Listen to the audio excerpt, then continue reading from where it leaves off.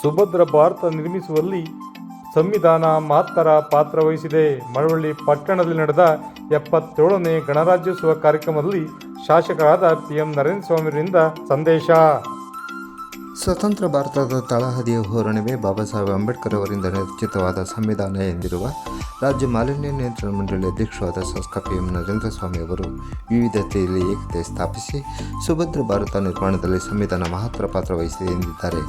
ತಾಲೂಕು ಆಡಳಿತ ವತಿಯಿಂದ ಮಳವಳ್ಳಿ ಪಟ್ಟಣದ ಭಕ್ತ ಕನಕದಾಸ ಕ್ರೀಡಾಂಗಣದಲ್ಲಿ ಸೋಮವಾರ ಬೆಳಗ್ಗೆ 10 ಗಂಟೆ ಸಮಯದಲ್ಲಿ ಏರ್ಪಡಿಸಲಾಗಿದ್ದ ಸಡಗರ ಸಂಭ್ರಮದ 77ನೇ ಗಣರಾಜ್ಯೋತ್ಸವ ಸಮಾರಂಭವನ್ನು ಉದ್ಘಾಟಿಸಿ ಮಾತನಾಡಿದ ಅವರು, ಹಲವಾರು ಮಹನೀಯರ ತ್ಯಾಗ ಬಲಿದಾನಗಳಿಂದ ಸಿಕ್ಕ ಸ್ವತಂತ್ರ ಭಾರತದ ರಕ್ಷಣೆ, ಏಕತೆ ಕಾಯುವುದು ಜೊತೆಗೆ ಕೋಟ್ಯಾಂತರ ಜನರು ಹಸಿವು ಇಂಗಿಸುವುದೇ ಸವಾಲಾಗಿದ್ದ ಕಾಲಘಟ್ಟದಲ್ಲಿ ಸಂವಿಧಾನದ ಮೂಲಕ ಏಕತೆ ಸಾಧಿಸಿ ಶೋಷಣೆಯಲ್ಲಿ ನಲುಗು ಹೋಗಿದ್ದ ಮಹಿಳೆಯರ ಸಮಾನತೆ, ಸ್ವಾವಲಂಬಿ ಬದುಕನ್ನು ಸಂವಿಧಾನದ ಮೂಲಕ ನೀಡಿದರೆ ಪಂಚವಾರ್ಷಿಕ ಯೋಜನೆಗಳ ಮೂಲಕ ಸ್ವಾವಲಂಬಿ ಭಾರತ ನಿರ್ಮಿಸುವಲ್ಲಿ ಅಂದಿನ ಪ್ರಧಾನಿಗಳ ಮಹತ್ತರ ಹೆಜ್ಜೆ ಸ್ಮರಣೀಯವಾದದ್ದು ಎಂದು ಹೇಳಿದರು.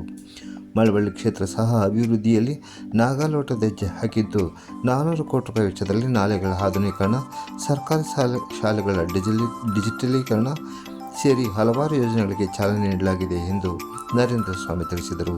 ಸಮಾರಂಭದಲ್ಲಿ ತಹಶೀಲ್ದಾರ್ ಡಾಕ್ಟರ್ H.V. ಲೋಕೇಶ್ ಅವರು ಧ್ವಜಾರೋಹಣ ನೆರವೇರಿಸಿ ಸಂದೇಶ ನೀಡಿದರು.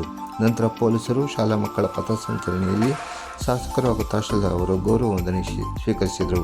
ಇದೇ ವೇಳೆ ಹಲವಾರು ಸಾಧಕರನ್ನು ಸನ್ಮಾನಿಸಿ ಗೌರವಿಸಲಾಯಿತು. ಶಾಲಾ ಮಕ್ಕಳಿಂದ ಆಕರ್ಷಕ ಸಾಂಸ್ಕೃತಿಕ ಕಾರ್ಯಕ್ರಮಗಳು ಜರುಗಿದವು. DOSP Yashwant Kumar, taluk panchayat EO Srinivas, BO Uma, ಪುರಸಭಾ ಮುಖ್ಯಾಧಿಕಾರಿ ನಾಗರತ್ನ, BRP ಶ್ರೀನಿವಾಸ್, TPC ಅಧ್ಯಕ್ಷ ಲಿಂಗರಾಜು, ಗ್ಯಾರಂಟಿ ಸಮಿತಿ ಅಧ್ಯಕ್ಷ ಮಹಾದೇವು, ಬ್ಲಾಕ್ ಕಾಂಗ್ರೆಸ್ ಅಧ್ಯಕ್ಷ ದೊಡ್ಡಯ್ಯ, ಸರ್ಕಾರಿ ನೌಕರರ ಸಂಘ ತಾಲೂಕು ಅಧ್ಯಕ್ಷ H. ಮಲ್ಲಿಕಾರ್ಜುನಯ್ಯ ಸೇರಿದಂತೆ ಹಲವಾರು ಅಧಿಕಾರಿಗಳು ಮುಖಂಡರು ಕಾರ್ಯಕ್ರಮದಲ್ಲಿ ಹಾಜರಿದ್ದರು.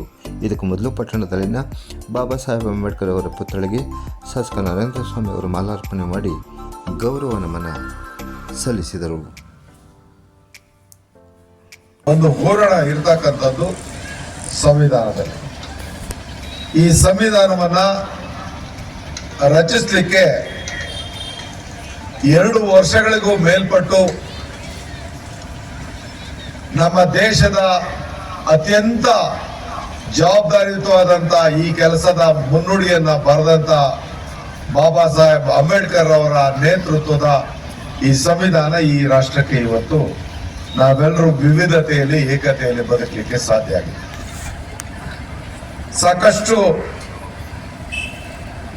ಭಾಷಾವಾರ ಪ್ರಾಂತಗಳಿದೆ, ರಾಜ್ಯಗಳಿದ್ದಾವೆ.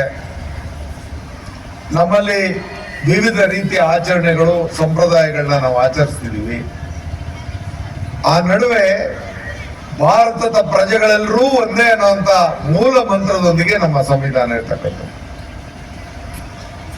ಈ ವಿಚಾರದಲ್ಲಿ ಮತದಾನದ ಹಕ್ಕಿನಿಂದ ಹಿಡಿದು ಪ್ರತಿಯೊಬ್ಬರು ಸಮಾನರು ಅಂತಕ್ಕಂಥ ಸಾರ್ತಕ್ಕಂಥ ಸಾರಾಂಶ ಇರ್ತಕ್ಕಂಥ ವಿಶ್ವದ ಏಕೈಕ ಬೃಹತ್ ಸಂವಿಧಾನ ಅಂತಂದ್ರೆ ಲಿಖಿತ ಸಂವಿಧಾನ ಅಂತಂದ್ರೆ ನಮ್ಮ ಭಾರತದ್ದು.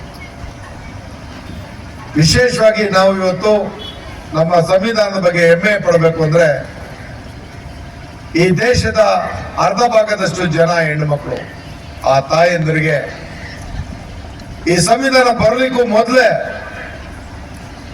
ಅವರ ಪರಿಸ್ಥಿತಿ ಹೇಗಿತ್ತು ಅಂದ್ರೆ ತಾಳಿ ಕಟ್ಸ್ಕೋಬೇಕು, ಮಕ್ಕಳನ್ನ ಇರಬೇಕು, ಮನೆ ಕೆಲಸ ಮಾಡಬೇಕು, ಇಲ್ಲ ದಾಸ್ಯದಲ್ಲಿ ಬದುಕಬೇಕು ಅನ್ನುವಂತ ಸಂಪ್ರದಾಯ.